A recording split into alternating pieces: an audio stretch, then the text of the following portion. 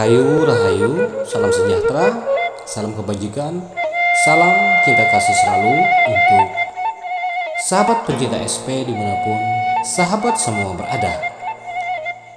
Pada tema Sang Kinasih Satrio Piningit kali ini kita akan mengangkat satu kisah dengan judul Dia adalah Pengasuh Sang Kinasih Satrio Piningit. Pengasuh Sang Kinasih Satrio Piningit yang digambarkan, yang pernah diceritakan bahwa pengasuh Sang Satrio Piningit ini adalah Sabdo Palon yang akan datang bersama Sang Kinasih Satrio Piningit, pemimpin dari zaman Edan. Kita akan mengangkat sebuah kisah di mana Sang Sabdo Palon akan menjadi penjaga wahyu kekuasaan bagi lahirnya Sang Kinasih Satrio Piningit. Dia adalah sang ratu adil, pemimpin sejati dari zaman Edan yang bisa membawa menuju pencerahan. Sabdo Palon diceritakan menelan kekecewaan yang amat sangat ketika Sang Prabu Brawijaya V memeluk agama Islam, agama yang datang dari negeri seberang. Sang Sabdo Palon merasa sangat kecewa ketika bahwa raja tersebut terperosok sudah jadi jawan Arab-Arapan atau hanya nurut ikut-ikutan. Tidak ada gunanya, kata Sabdo Palon, saya mengasuh, saya malu kepada bumi dan langit, malu memomong orang tolol. Saya mau mencari momongan yang bermata satu, yang mengerti dan tahu tujuan beragama. Tidak mau saya memomong paduka. Begitu yang disampaikan oleh Sang Sabdo Palon. Sabdo Palon mengaku telah mengasuh 2000 lebih raja-raja Jawa. Namun satu pun tidak ada yang mengubah agamanya. Semua raja-raja asuhannya tetap memegang teguh agama yang menjunjung tinggi budi pekerti, kecuali Sang Prabu Brawijaya V yang meninggalkan agama leluhurnya. Dibalut kekecewaan, Sabdo Palon berkata bahwa dirinya akan memisahkan diri dengan Sang Prabu. Dia tidak akan pergi melainkan moksa.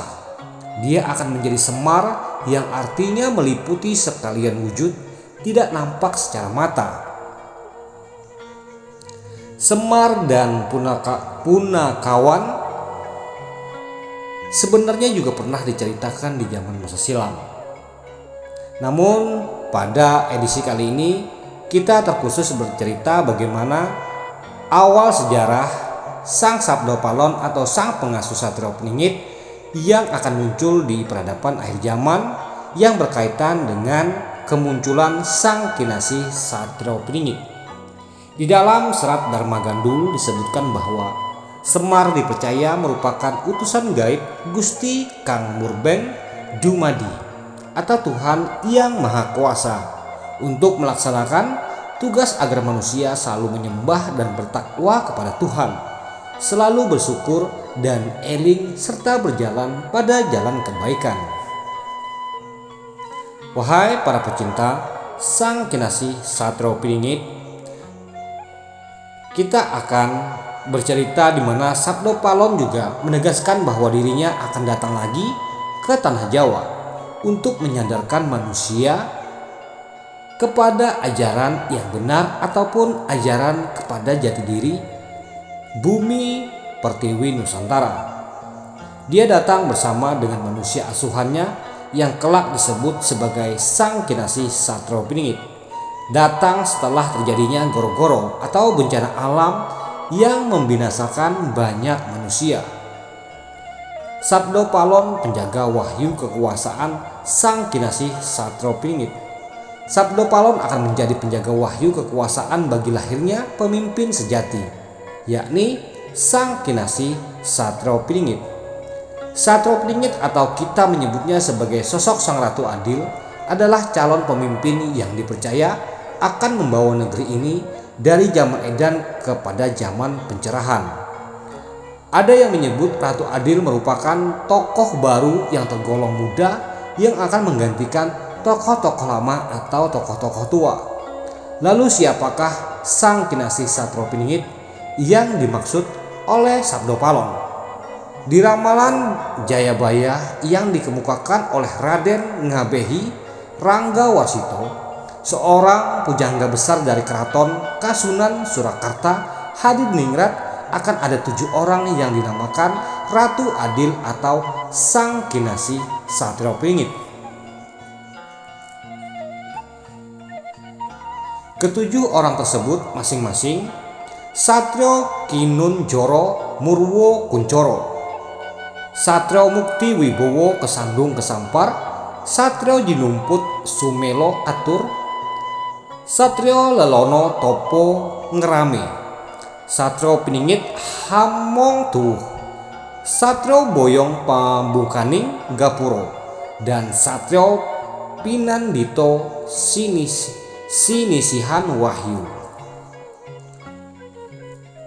Serat Kalatida Ranggawarsita pada pupuh 258 juga menyebutkan kedatangan pemimpin baru tidak terduga, seperti muncul secara gaib yang mempunyai sifat-sifat utama.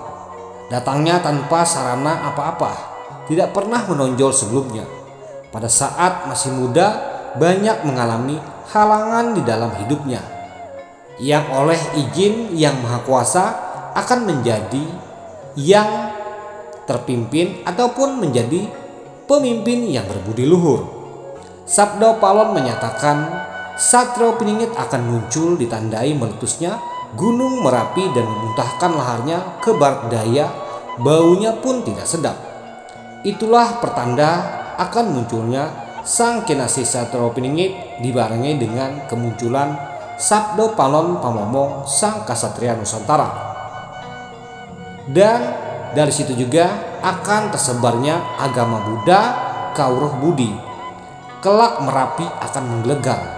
Itu sudah menjadi takdir Sang Hyang Widi bahwa segalanya yang ada di Nusantara ini harus saling bergantian, tidak akan dapat diubah lagi. Kepada para pecinta Sang Kinasih Satrio Piningit, mungkin bisa menambahkan di kolom komentar jika ada penjelasan-penjelasan dari kisah ini tidak sependapat oleh sahabat semua. Akhir kisah Nusantara kembali memasuki zaman keemasan. Agama Budi keseimbangan kosmis tercipta dan terwujud gemah halipah Lojinawe. Lalu siapakah Sang Satrio Piningit itu? Tentu saja bagi orang-orang yang bersabar akan menemui waktu akan kemunculan segera tiba sang yang ditunggu-tunggu. Kita akan saksikan Indonesia maju menuju era kejayaan.